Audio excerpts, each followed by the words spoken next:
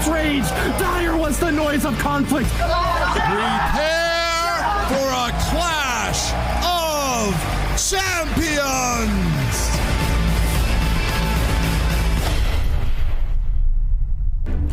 Hello and welcome to Championship Sunday. It's the Clash of Clans World Finals. 8 clans entered into this weekend's finals, and we now have 4. One of these clans will take home the World Champions Trophy, and of course, the lion's share of $1 million. Our first war of the day yesterday saw Alternate Attacks go up against Existence. After missing out on a perfect war by 1 attack, Existence was sent into the lower bracket to fight once again to stay in the competition. Our lower bracket match then saw HT Family take on Existence, where the back and forth war came down to the final attack from the Existence captain, Rigo Torres, and he secured the victory.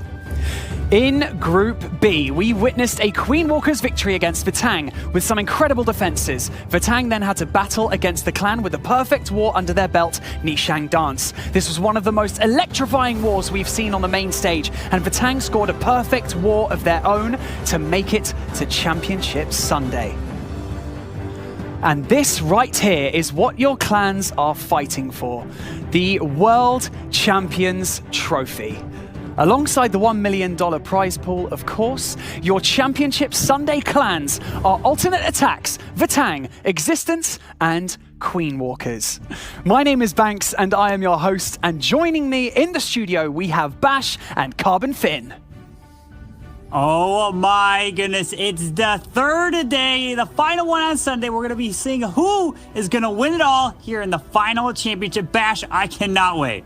I'm so pumped up for this, Carbon Finn. We ended on such a high note yesterday. Hopefully we can carry over that energy. I'm ready for this, Banks. Let's go.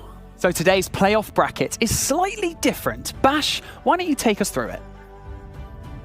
Today we're going to be playing best of 2 matches. We're going to have ATN Attacks going up against Vatang in our first match, and then we'll have the Queen Walkers going up against Existence, and the winners of those best of 2 matches will go on to play in our grand final to crown a new world champion. And Carbon, having that second opportunity, as it is a best of 2, to redeem yourself is a bit of a game changer, right?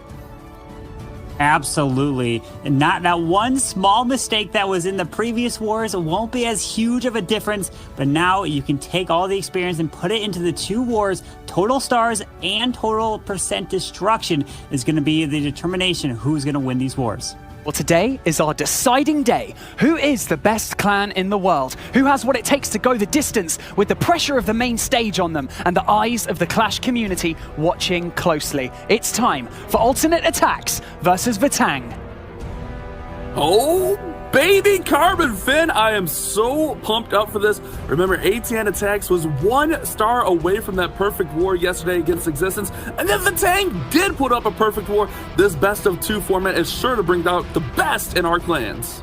Absolutely. Both these clans are capable of putting up those perfect wars.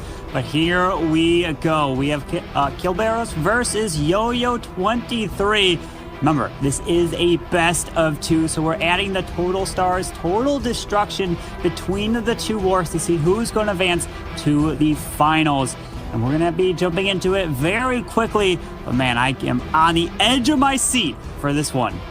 The best of 2 format, really, like you mentioned, it's a little bit more forgiving, but it also bring out like the true skill of the players, in my opinion, is we'll see which clan is the most consistent throughout these 2 matchups. And here we go. Kibaros is in, and it looks like we have a Zap hybrid to get us going on day 1, Carbon, our final day. Yeah, just going in with the lightning here to go on to the Scattershot. Earthquake should help take it down. Did damage that Royal Champion on the defensive side, but decides to send in the Blimp towards that single target Inferno. And the Blimp is going to pop here. It decides, is he going to be using that rage spell? Decides not to use it here. So now hopefully the Yetis can move over and take down the Royal Champion with just a few shots. The Royal Champion is just hanging on there. She does not go down. Did get the single target Inferno down. The Balloon Shrine its hardest, but the Royal Champion just hanging on by thread. And it looks like we got the Queen Walk starting down here at the bottom of the base. And no super wall breakers or any wall breakers on this one. So perhaps going to try to sneak this Queen in, or maybe just set the pathing and have the hybrid go right at the Town Hall. Indeed, decides to use that poison spell with some headhunters coming out. Is he going to go with that freeze spell on the defending the header? Yes, the freeze is used to make sure the queen stays alive, and she's going to go to the outside, going to continue the walk around. And here comes the hybrid going straight for the town hall, but the Eagle artillery has locked on to some of these miners now. It's going to do devastating damage, but still waiting for this king. The king has not been deployed, but check this out, Carbon. All the troops are right there at the town hall. The warden ability is going to come in to protect from that Giga Inferno and those eagle shots. And there we go with the king. And at about 4 o'clock there, helping push that queen inward. But man, these troops have taken some heavy damage and now distracted by that royal champion that stayed up on the top side. Yeah, they were distracted right there, slowed down quite a bit. And look at this, the miners are being in the core. Those storages do a lot of work by slowing them down. Queen's ability went off, takes down the single artillery, but the Eagle needs to go down next. Eagle, Eagle is just raining in shots. That queen's doing a great job. But here comes that royal champion seeking shield to help out. But man, these defenders are staying up. This is going to be a tough finish for Kerberos. Yeah, he's trying to push his way through with a few miners into the middle of the space. Royal Champion already burned her ability, but he's still got a rage spell here, Bash. Rage might come in. The queen, probably the queen, I would suspect here to finish this one off, but he doesn't have too many buildings up. The queen's still full health. Has that Valkyrie to help clean up. Yes, he's still got the Valkyrie and the rage spell. Is he going to just swag this rage? He should use this because it's all about... Right now. Yeah, he's got to use it here because we got 30 seconds. You want to speed it up as quick as possible. But I guess he's going to want to save onto it and not use it. He's going to go swag in the rage. Oh, man, you would think he would get that in there just to make sure time isn't an issue. But Kerberos gets us started with a 3-star. That attack looked grim there in the core, but he's able to get through and finish that base off nicely. Yeah, he did. Now can alternate attacks answer this attack? Because their defenses have been stellar. So many defensive 2-stars we've seen from alternate attacks.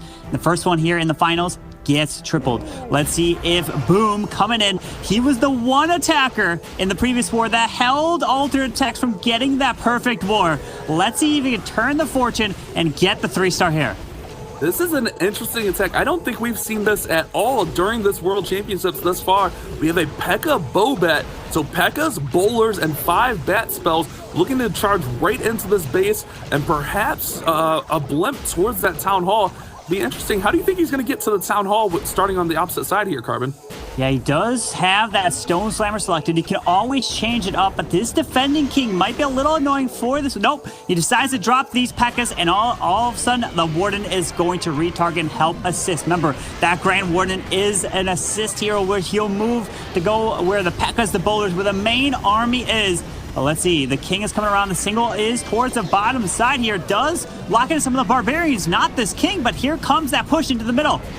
The jump spell is down, which will give access right into the middle. We still have a rage, and that battle blimp does come in here. Finally switches over, and we'll see that Warden's ability likely used to keep that blimp alive, hopefully all the way to the town hall. There we go. Warden's ability is popped, and it's on its way, Carbon.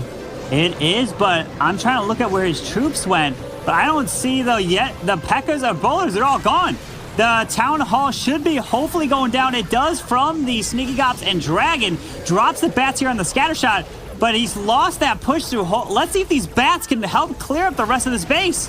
The bows are on ground through here, so they're not going to target the bats, and the World Champion's going to distract this Wizard Tower. He has 3 freezes. This is actually looking really nice for the bats if he can keep the defenses distracted.